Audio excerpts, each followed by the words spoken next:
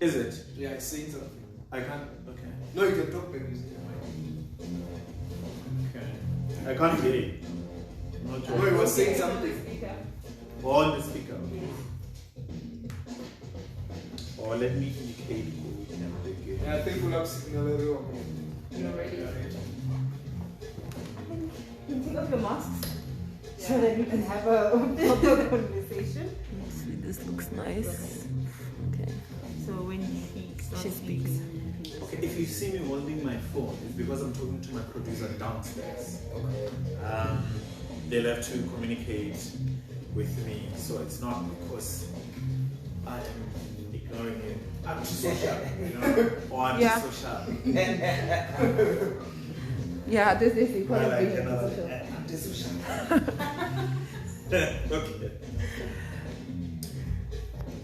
Right, good evening again. Thank you very much for sitting with us in the second hour of Progressive Talk on Capricorn FM. We indicated earlier that we're going to have a panel discussion later in the evening, and that's in the second hour. So we're looking at issues around unemployment and talking about different issues that relate to that. So our panelists will help us figure out issues around that as to what is happening, what is their sense around issues of unemployment, the challenges that we're having as a province, having as a country, but of course want to largely look at the situation here in the province, here in Limpopo. So we'll get around to, of course, talking about unemployment and the possible solutions, how we can be able to deal with that. It being Youth Month, of course, and it's generally said that it is mostly the youth that are part of, the bigger part of our population is youthful, and the stats around youth unemployment are also very high. We'll talk about the stats in a bit, and our panelists will contribute to that. So how do we deal with the challenges that are there as well? These are conversations that we'll try to have numerous of them, and in some of them we'll get government to sit with us. We do not have government this evening to sit with us, but we do have Statistics South Africa that will join us for this conversation, and them joining us will assist us with painting a picture of where we are with the stats, where we are as a province. Of course, there were the figures released not long ago of unemployment, and from those figures, we know that the province, us as well, together with others, we're struggling there. Let me introduce our panelists, of course, this evening, who will be joining us here, being part of our evening. We're going to sit with them for the better part of the next hour. From Black Management Forum, Young Professionals Chairperson is Mr. Classi, Kgopa. Good evening and welcome to Progressive Talk. Thank you very much, and good evening to the listeners at home. Good evening. And from the Business Women Association of South Africa, the Limpopo Chairperson is Tshepo Mathabatha. Good evening, ma'am, and welcome. Good evening to you and your listeners. It's an honor to be here. Thank you. And we will be joined on the line. He will not be sitting with us in the studio by Economist, Mr. Mpho, Sebashe, who will be speaking with us on the line as well. So I'll be part of these conversations. We'll be able to engage with him as well and take his views as well as part of this conversation. We also will have the StatsSA talking to us in a bit as well. So you will have noted our panelists from their background, the kind of conversations we want to have around unemployment and the challenges that we have as a province. So we're saying that some of the stats that we've gotten recently indicated that unemployment has generally risen in the country, but has also risen in a province such as ours, the province where people migrate, really go to others to seek for work. So our situation is constantly changing. Well, let's start this conversation with speaking to StatsSA there, get a better picture of how the situation around the stats looks. So there we're speaking to Malerato, Mosiane, who is the Chief Director responsible for Labour Statistics at StatsSA. Good evening, ma'am, and welcome to Progressive Talk.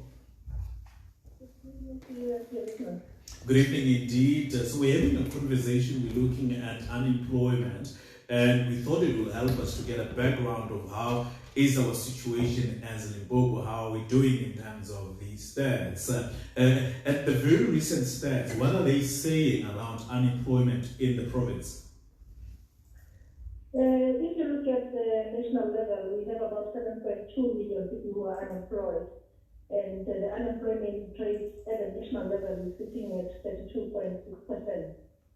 But if you look at Limpopo in terms of the unemployment rate, we have about 9.4% of people without jobs, if we use the official definition of unemployment. But in terms of absolute value, we have about 519,000 people who are unemployed in the province. And when we break down the stats around how's the situation around youth unemployment? The youth at the national level are also having a very high unemployment rate, but if you look at it, Limpopo in particular, according to the official definition of unemployment, we have 41.7% of youth 16 to 34 years who are without jobs. And when you look at Limpopo, of course, from the recent stats, which sectors are contributing, which sectors are losing jobs? In Mpho, we have about 1.2 million people who are employed. And if we compare to the previous quarter, that is December, the quarter ending in December, we have lost 33,000 jobs in the province. And the sectors that were mostly affected are construction, that lost 28,000 jobs, trade lost 41,000 jobs, private households, that is people who are employed in our houses, we have lost about 25,000 in that sector. And manufacturing also lost 6,000 quarter on quarter. Were there any sectors that contributed anything in the positive? Yes, of course, we have about transport. We have transport that contributed 20,000 jobs between these two quarters. Community and social services, that includes government and other social services, also created 28,000 jobs. And finance also created 16,000 jobs in this quarter. Mining in the province only created 6,000 jobs. And then there are, of course, there's the expanded definition, but then there are also job seekers who have been discouraged. What are the figures saying around that? And that would be those that are no longer looking for work or would have said they've not been looking for work for a period of time. Discouraged work seekers would be people who indicate that they did not look for work because there are no jobs requiring their skills, or there are no jobs in the areas where they live, or they have lost hope of finding any kind of work. And we have about close to 600,000 in the province of such people who are discouraged from looking for work. And if you add these discouraged work seekers and those who are also not looking for work for other reasons other than discouragement, then we are looking at the rate at 49.5% in the province. Well, thank you very much, ma'am, for joining us. I appreciate your time. Thank you. Good evening. That is, so those are the figures from Statistics South Africa. And so if you take that inclusively, we're almost 50%. That 49 there when you include the discouraged work seekers. So let's have this conversation. We'll have the Economist join us on the line in a bit and should be able to have the conversation with us. We're talking about unemployment and we've got a picture of how it looks here in the province. So our panelists will help us go through this. And at home, of course, you can engage with us. You can be part of the conversation. We'd like to largely hear from you as well on different matters that you want to talk about in the conversation. As always, use the numbers we always use to engage when we have conversations here on Progressive Talk. So it's still the same on 087-288-9697. And that's for the studio line. The WhatsApp number 079-899-6226. Anytime you want to have a conversation with us, give an input or engage our panelists, you feel free to do so. So let's have this conversation. Okay, so we said we have the president of the chairperson. We did have this little conversation about president and chairperson not long ago of the Black Management Forum Young Professionals, Mr. Classi. And then we have the Business Women Association of South Africa, Limpopo chairperson, that is Tshepo Mathabatha. Then I'll start here, Tshepo. And maybe let me start with profiling you and your work as business women in the province, and as you look at issues around that. How is the situation? How's the environment of you being able to operate, conduct your business in the province? Thank you.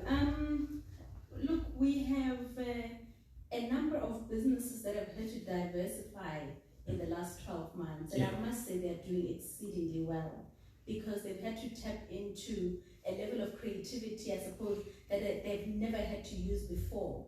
So in the 21st century, convenience is paramount.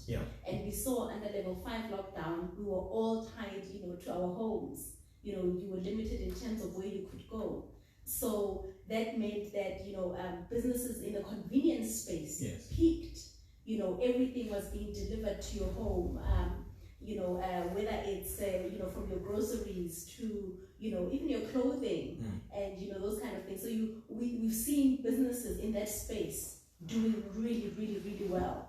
And also retailers that have gotten out of their comfort zone and said, you know what, people are not going to walk in through our doors, so we must take our goods to them. So I'm happy to say that women have become so innovative, and it's exciting to see the growth that they're enjoying, because they have chosen not to be rigid and have really, become fluid and are moving with the times. So it's not as gloomy as we may think it is. But you've experienced instances where businesses are saying we have to let go of workers, as we're talking about unemployment, and that has happened during that period of diversifying as well. It may mean letting go of some of the stuff. So that it's become part and parcel of what has happened recently. Absolutely. But can I tell you something interesting? You let go of your teller on the shop floor, but then you hire a driver to go and deliver the goods. So you may find that you have lost one type of job and you've had to create a vacancy in another skill set. So it's not certain people of certain skill sets have been let go. But now they've been replaced by either consultants or employees with a different skill set. So some opportunities have been created despite what has happened. Absolutely. Mr. Classi, on your side, as you sit with businesses, and I'll start there, what kind of reports do you get? How has the pandemic, the economic situation, affected businesses and relating to unemployment, losses of income and resources to some? Thank you. From the advocacy level, perhaps it is important that we should give responses in relation to the young professionals and related to the businesses that they actually run.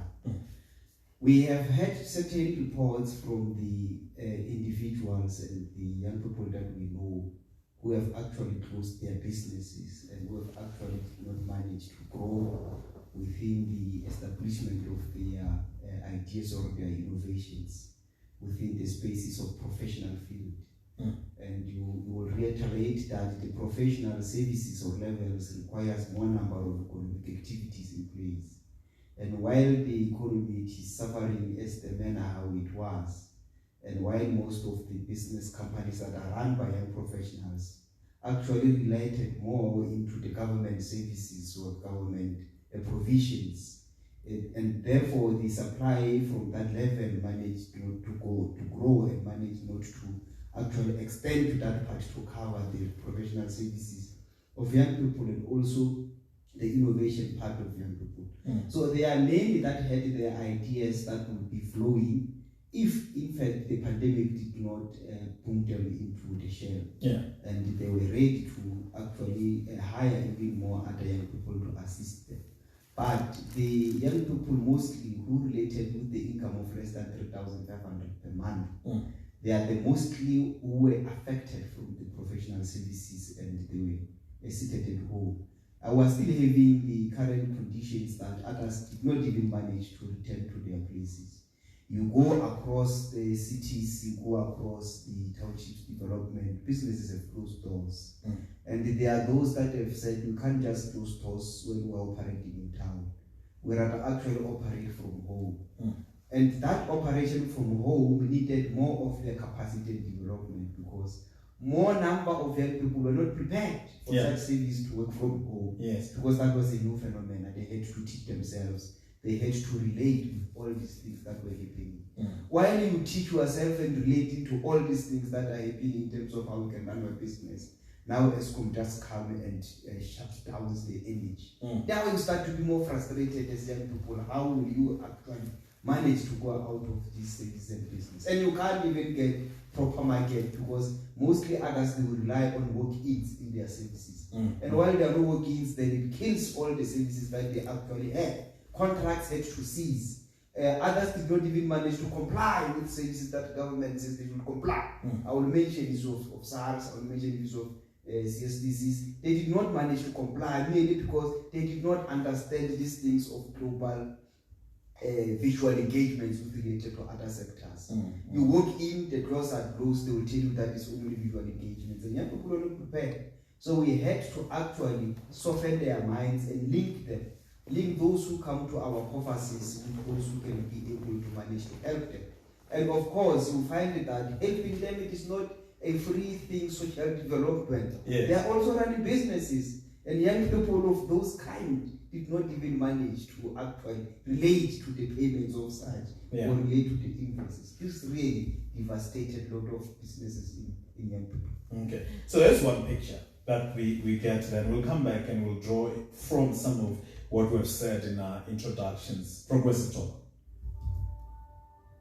For over 27 years, Kuti Funerals has served the community with excellence, dignity and care, improving our services for your needs and expectations. Kuti Funerals has a variety of funeral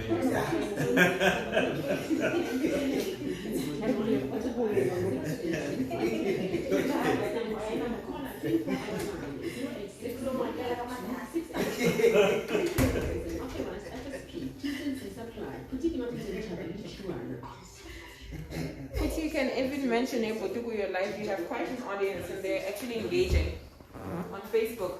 Okay. Let me share on my page. All right. We're continuing with progressive talk and we're having conversations. We're looking at unemployment. Okay, so we said we'll have the Economist join us online, and Mr. Sebashe is our economist. Is on the line talking to us as well. Mr. Sebashe, good evening. Welcome. Good evening, Mr. Chauke and the panelists there. Good evening indeed. So we started by hearing from Statistics South Africa, looking at the figures of unemployment, basically painting a picture of how things are. And our panelists have already delved into some of it. One of the issues that we've already established is there's been a need to diversify.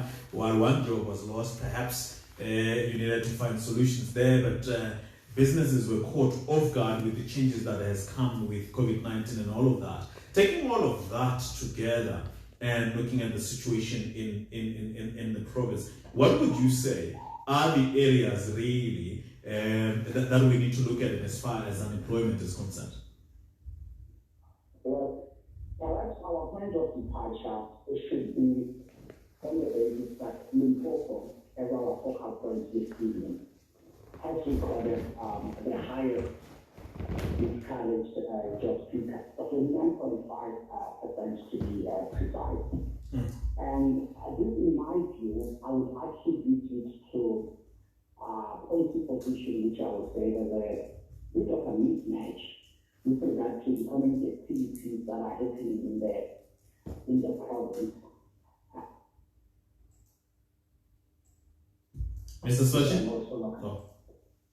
Okay, no, you can go on. I lost you for a second there. I thought you were low chat. No, not at all. Yeah. All right. What I'm trying to get is that if you were to look at the causes for this high unemployment rate, taking into consideration that Limpopo has recorded the highest discouraged job seekers. As I've indicated there, 49.5% is what people has recorded.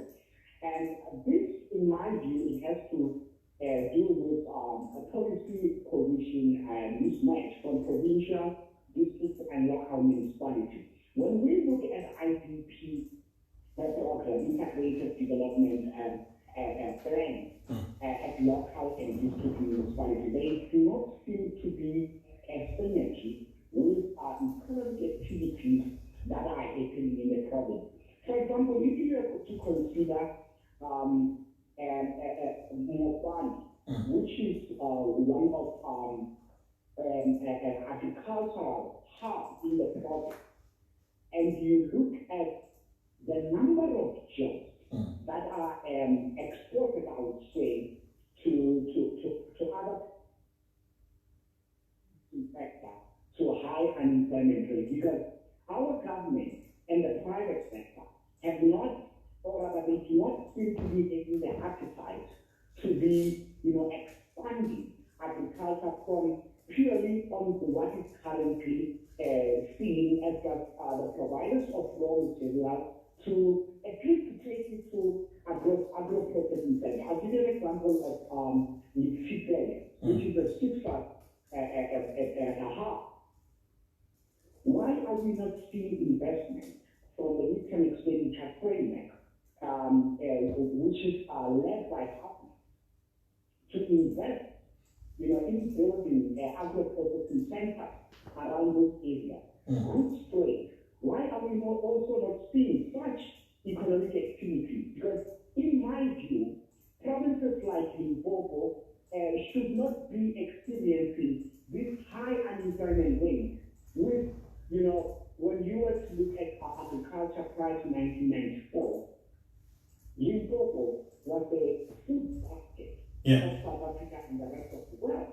We are now importing commodities and products that prior to 1994 were locally produced. And by that, it simply means that the jobs were supposed to be created for young people and for our economy, especially in the province, are being shipped out of power. All right. Let me bring in Tshepo. Tshepo, you were saying that there's been a need to diversify. And Mr. Sebashe is talking about areas that have lost jobs, areas that we need to rely on for job creation in the province, but they've struggled. So these are the areas that have come up. What kind of areas have come up? How have they, and how can they contribute to job creation in the province?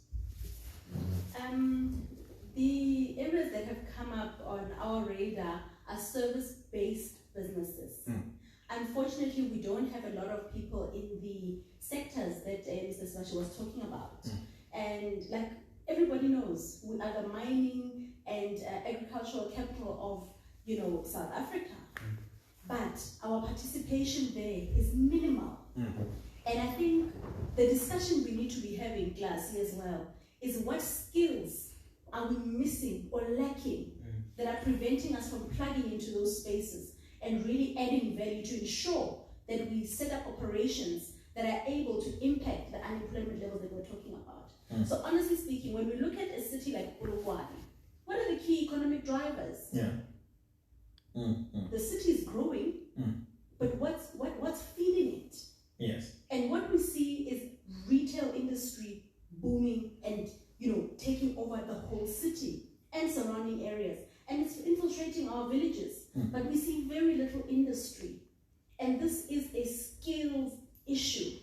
Okay. We have gone on a drive. We've identified a number of agents from various fresh produce markets around the country. Yes. And we have said, look, we have got product, we have got land. What we don't have are the technical expertise and the capital to produce the crops and products that you need. Okay. Let's partner, collaborate, and ensure that we're able to create, industries that are going to ensure that we're able to participate at a mining level meaningfully. We're going to participate meaningfully at an agricultural level.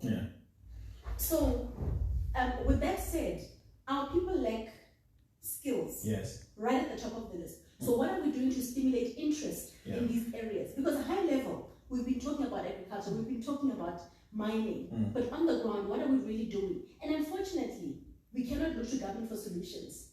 It's up to me and you to start today with what we have. And at the root of this is collaboration. We don't know how to work together. Classi, if you jump in there, so she identifies skills, but she starts with also us having to identify what are the economic drivers of our province. And I'll take this issue around economic drivers to Mr. Sebashe as well, but let me start here. economic drivers for our province and the skills required. And we'll talk about land, because you say we have land. We'll come back to that and see the issue about that. But let me bring you in, Classi. Yeah. Yeah, no, correct, thank you. I believe I'm related to the idea of saying the richest field in this world, which actually has billions and has ideas, is the grave. Because a lot of people passed away with the ideas that they had and never implemented them. So now this takes us back. Actually, what fails for more of the black people to actually implement the business ideas and run with them professionally or run with professional services? For a good cause that Tshepo will agree with me, there are many black professionals that are having professional skills, but they are running either professional services that actually are not into the spaces to compete with other spaces that have been there before, or big services that we have had before, in terms of mining, in terms of banking services. You can mention all of them. What makes black people not to go there? And I believe what I'm going to mention tonight will be the solution for many people that have been seeking what is the solution. Practical, because now we're moving into the era of professionals, which is the era of the practical practices of our professionals and our ideas. We need a grouping where other sectors managed to grow the economy even before apartheid era, to mention in their account, was because they grouped themselves. They had favorable policies that actually grouped them and advanced them to receive more opportunities. So what we should do as black sectors, it is not too late to relate and check how they have done it and done it very well, and of which is what we give them the credit to. So if we can enter into the space of grouping for economic services and for sectoral developments, I don't believe that will be failing, because the biggest access to have in a business development is capital. You can go across the board. You can go to financial services. When you arrive, they ask you what do you have before we can give you what we have. Even though you are the one who's seeking it, but they still ask you more number of things. It is because we still did not yet understand how that sector work. If we can filter it and we group the number of things that we have, our assets that we have, and therefore we provide the business plans that we have and we approach them, I believe that we will be going to a far places that we never believe we can reach to. Of course, it is a very long walk towards economic freedom. It is not an easy path. Thank you. All right. Mr. Sebashe, I'll take calls just in a bit.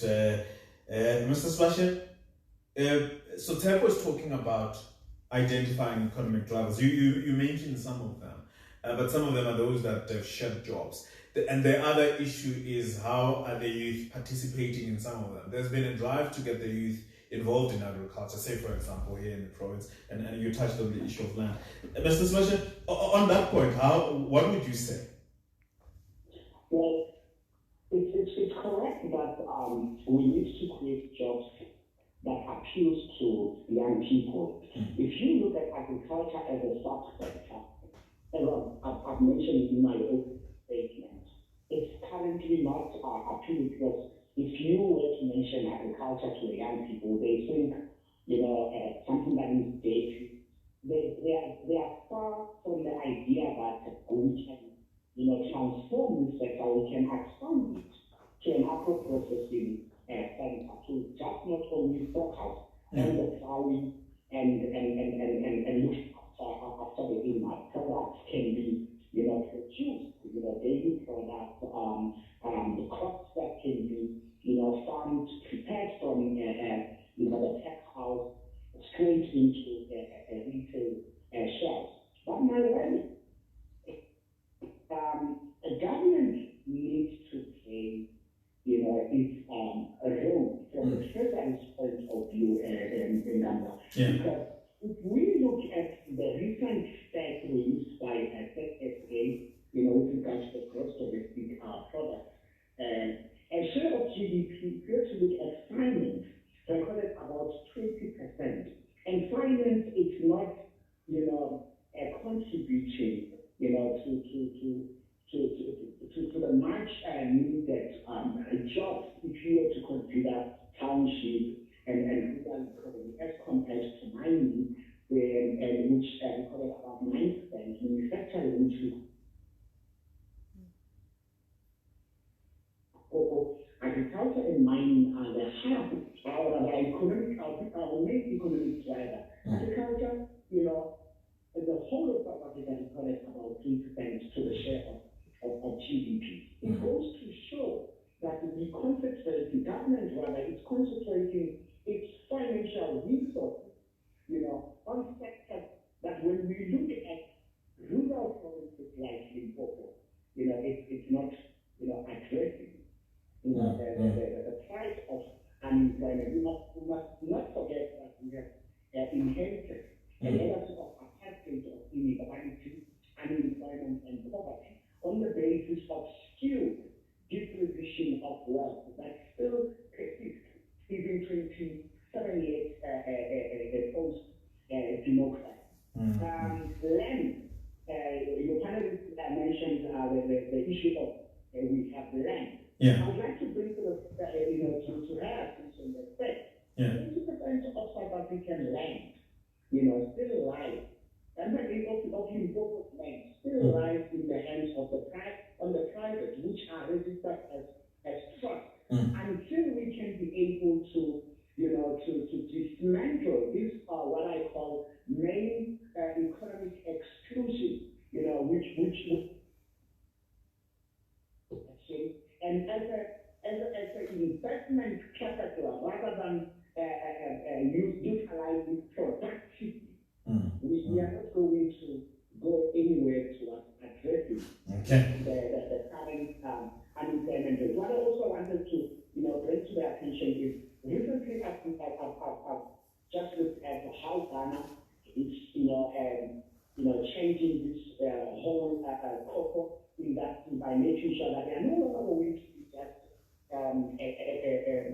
exporting the raw material. They are going to build industries in Ghana where they are going to refine this cocoa into a final product. South Africa, until it moves, towards revitalizing its sector in order to lock the many jobs that are lost. If you were to look at this mining sector, we are still providing, raw materials to the export market. And that is the reason why our trade, is not doing where it's supposed to, do. If we were to process those raw materials locally by means of the smelters around, the mining towns. But of course, we are having a crisis, which is also one of the things that we need to address, because present smelter will require the much, needed energy. Okay, let me bring in a caller here, listener, active citizen, and you'll come in, and you'll come in just there. Active citizen, good evening. Good evening, and good evening to your panel. Good evening. Yes, I'm talking a lot of science, a lot of things, and I agree with them. And I just want to add to what Mathabatha said. She spoke about the agriculture, and then I want to add the hospitality. Yeah. But my submission this evening is that we as South Africans are not patriotic, and we prostitute our wealth and our resources to foreign nationals. And I want to give you simple examples. My brother, go to the restaurant, don't go far. I just go to the restaurant at the Mall of the North. Check how many foreign nationals are employed there. Go to the starter shops in the townships. Look at those foreign people who are occupying starter shops in the townships. Check which people are employed. That employ other foreign nationals, particularly that targeting the development. But also let us look at ourselves as South Africans. We are given opportunities to create in construction and other sectors. Instead of employing our own brothers and sisters, we go to employ foreign nationals. And those who have got the privilege, I'm talking about South Africans now, those who are privileged to get employment, when they get employment, they don't deliver, they go to work and bread. Instead of delivering and competing and making sure that the businesses are productive, they go there and bread. And that comes back to us and hits us. And so I want to say to my sister, because I understand she represents the employment, the employees, the business sector. Yeah. They must also go to look at their constituencies and tell their constituencies to say, when you get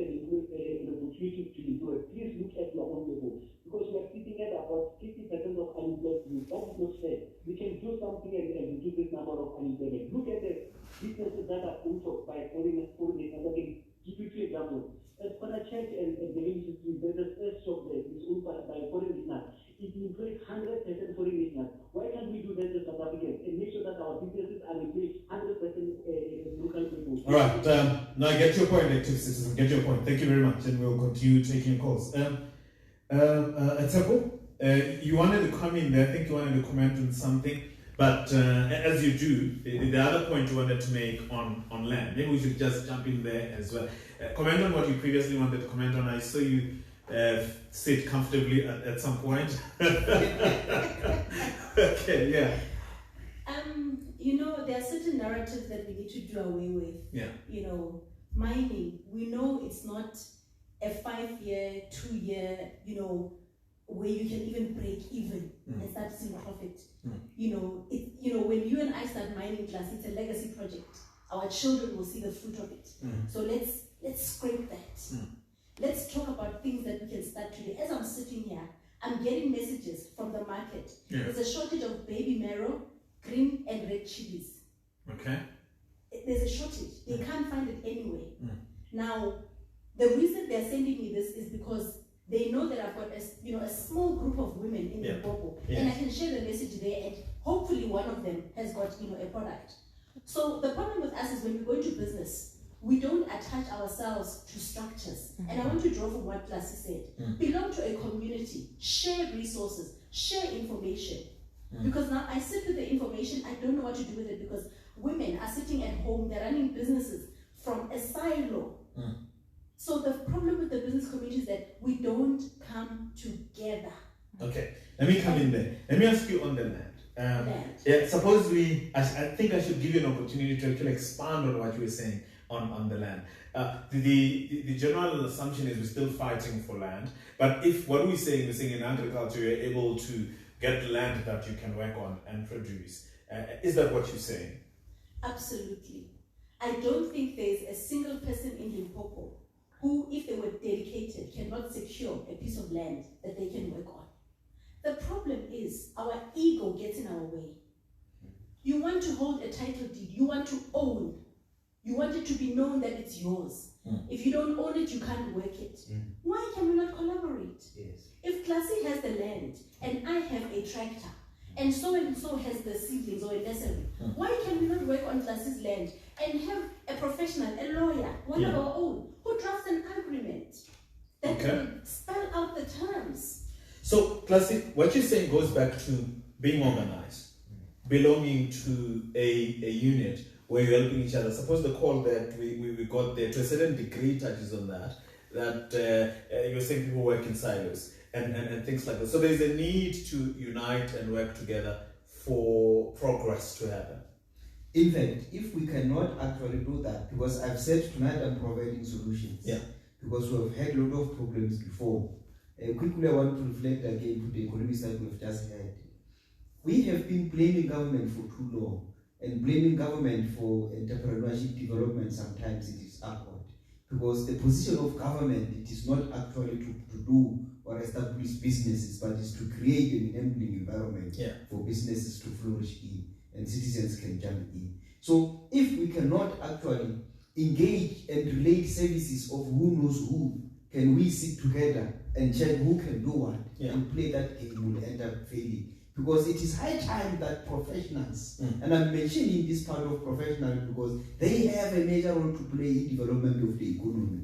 Professionals have to group themselves again because they have different services that they know who does what, and they know entrepreneurship that are in businesses. Business people as well have to group in terms of development of the economy. We need to shift from the idea of an individual business operation, and you see somebody who is having a big shoulders and say, I'm owning this and that. It does not assist the growth of the economy. We need participate of companies in JSE, and you can't do that when you're an individual. You need to have an understanding of how companies participate in JSE, how they end up becoming public companies for every person to invest in. Okay. We need to move such private investment to public corporations and public people to participate, so that when we grow the economy, we're actually not related to an individual, but there's a larger portion of people investing in one company or so. All right.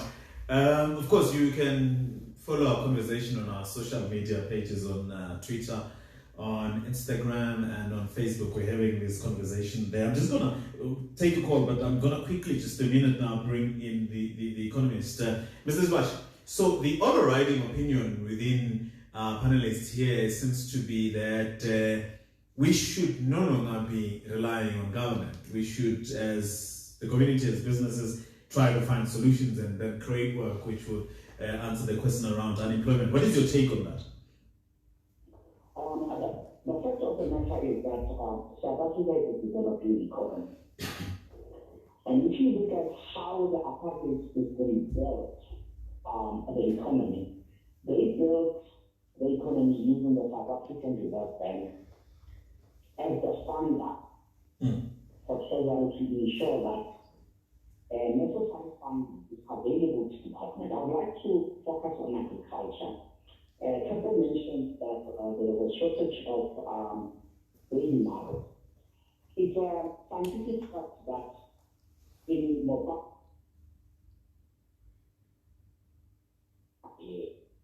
and agriculture as a technical, from a technical point of view of farming, requires skills, requires financial resources. There are quite a number of expertise that are required. And I'm not talking about subsistence farming. I'm talking about fully fledged commercial farming where we are looking at supporting the market. Of course, we are going to need support from the land bank, just like how National Party was funding this very same subsector that is still the backbone of our economy. You know, as you say that, Mr. Sebashe, just that point that Tshepo was making as well, I think Classi was also making, that sometimes people are drawn to saying, this is my business, they want to do everything on their own. That these different segments, and someone could be supplying this and that, and that have, so people need to group and work together. Maybe what you're saying supports that argument that they were making. I do support collaboration. Yeah. But they are Eurocentric. If you were to look at the Department of Rural Development and for projects for having its yeah. Systems such as trust and PPA were introduced without providing our people with the necessary technical skills that is required. And this is where you expect government to play that role of transferring that skill. I agree. We cannot spoon-feed people, in order to ensure that they contribute meaningfully in the economy. Okay. All right. Let me take it away from you a bit. Let's get Royal there on the line. I know you, Classi, there. Royal, good evening. Good evening, Nghamula. Yeah, sure. Go on, Royal. Yes, go on. I want to comment on those discussion you're having with your guest today about lack of cooperation between us South Africans. What is your comment, Ruel? As if we are not truly doing business with South Africa as South Africans. In fact, there's a lot of talk about that, which is very wrong. Let me put it that way. There is this tendency of people sitting there thinking about us as South Africans. What is it that we must do and how? I've lost him there. That line keeps acting up. Just in a minute before I go to an break, you wanted to jump on something that the analyst said there? Yes, Nghamula, but before, I want to jump to the first caller that they've just called, in the indications about the performance or about the employment of black people into townships and development of jobs also. I want to engage with that once we make the lobbying and advocacy for employment equity in the Black Management Forum, we actually looked into the path for affirmative action to actually advance the group that was previously disadvantaged in terms of economic participation or either employment. So it is very important that we note one key performance of economic transformation is employment equity. So in order for us to develop and transform businesses in townships, we need to look into such policy development.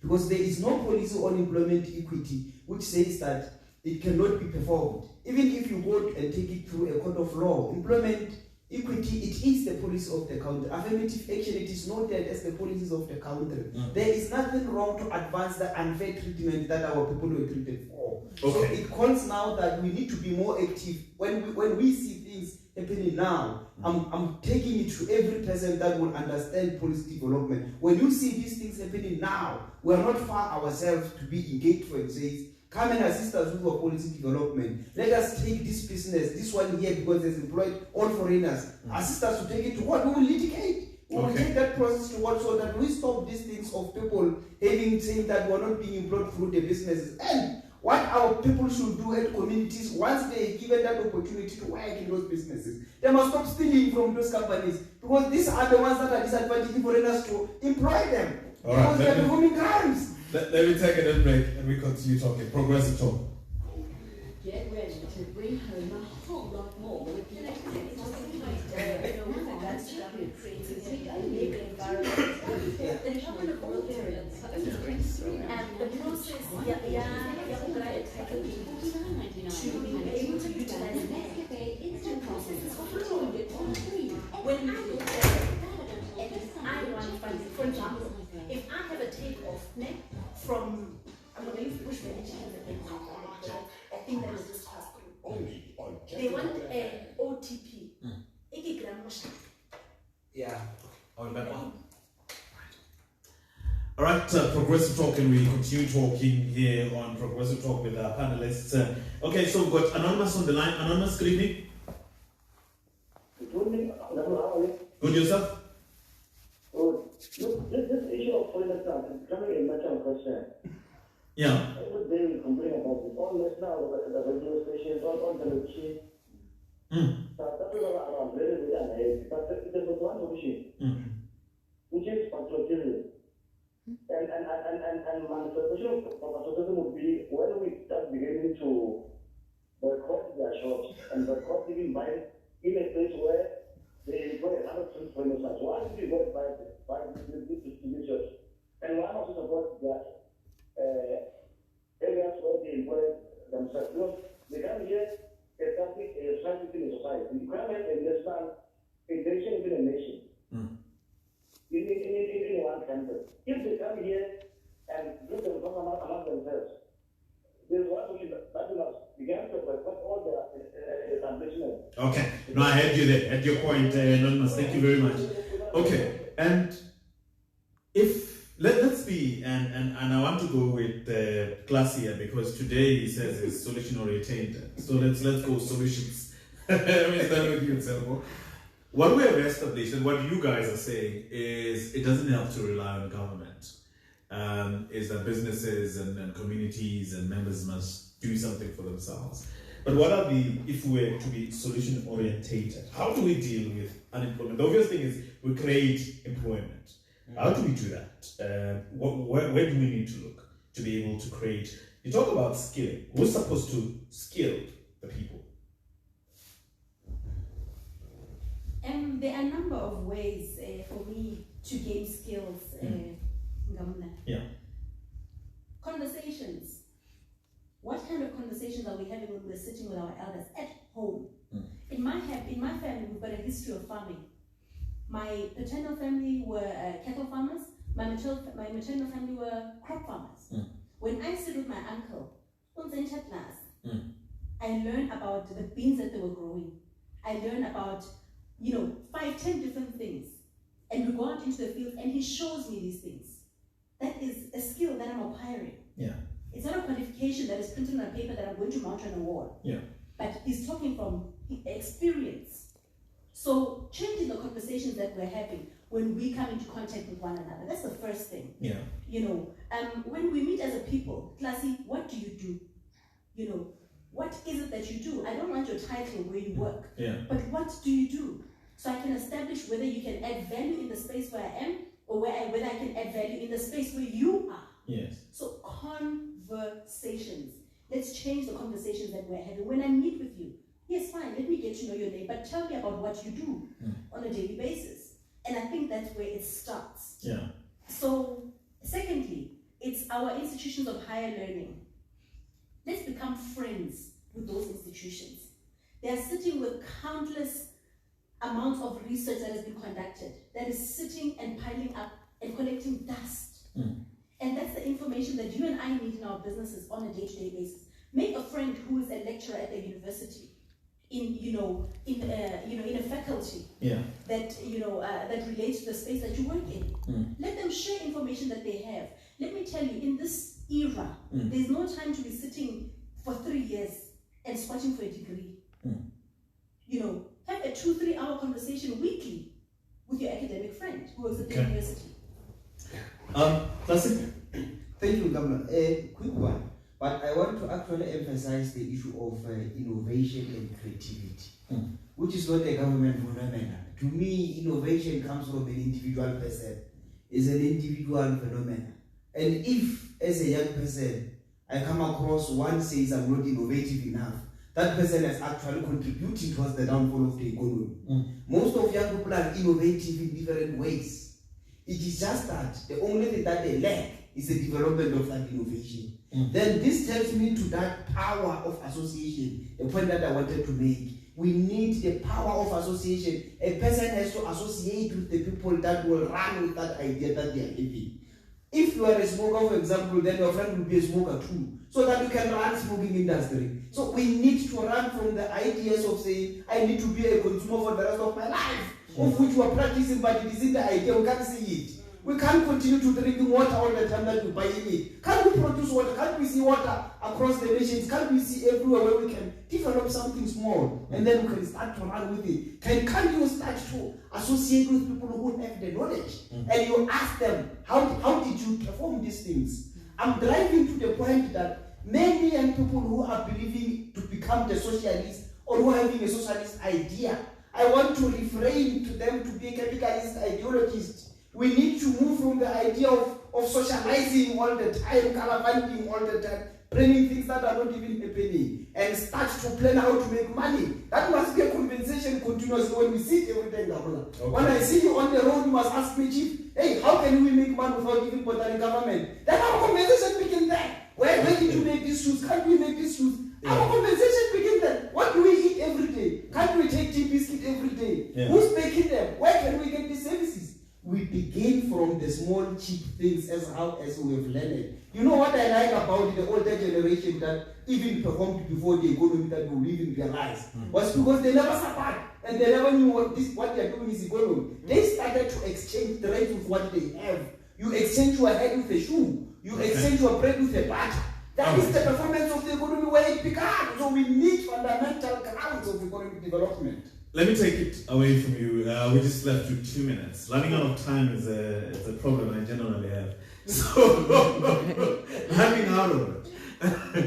Let's wrap up. Mr. Sebashe, what would you say is something that would help young people in our province? Well, in the medium term, I must say, I like your last speaker's energy. He's very enthusiastic. I wish I was. You should see him. But next time I'll be with you. Agriculture. Public funding, we need to see the Department of Rural Development identifying young emerging farmers in the township and rural economy. Number 2, mining, we need to build smelters, properly communicating that we need sustainable energy supply there in order to ensure that whatever we extract, we do not just sell it as raw material, but we beneficiate, extract full value out of it to build our trade, in order to ensure that our current account is not sitting on the deficit, but it's on the surplus. Manufacturing convert abandoned former homeland structures that are in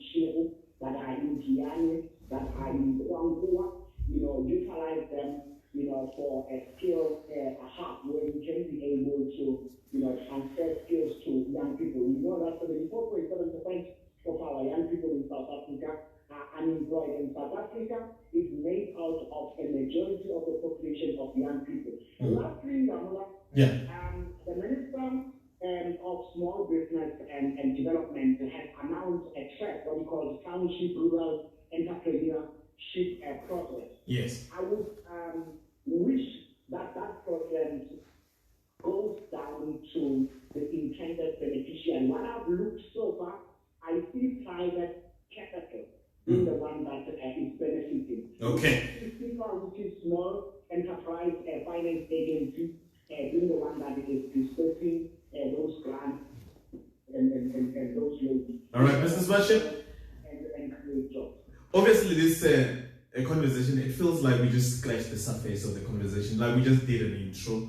I mean, we could still talk about the rural economy, we could still talk about these other areas and other sectors that are there. So we should still be able to go there at some stage. Although for the now, we'll just pack it here and appreciate everybody that has contributed. Mr. Sebashe on the phone, thank you very much for... Can I just give Tshepo the message in the studio that when she's looking for those baby mothers and green chili, she might come to my farm. Okay, I think she got that. Great, thank you. Okay, yeah. So guys in the studio, thank you very much. Appreciate you joining us. It's a conversation we should generally have. It's areas that we should be open to, and I appreciate you coming to sit with us and sharing your expertise. Appreciate that. Thank you, Nghamula. It's a pity that we ended soon, but we should come back and continue the conversation. Yeah, we should. And for your sake, I'm happy we have cameras because your energy must be captured. All right, ladies and gentlemen, that sorts out our evening. Thank you very much for sitting with us, and we should be back next week on Progressive Talk. Up next is Mr. Black with the Capricorn FM Express. Good night. Ladies and gentlemen,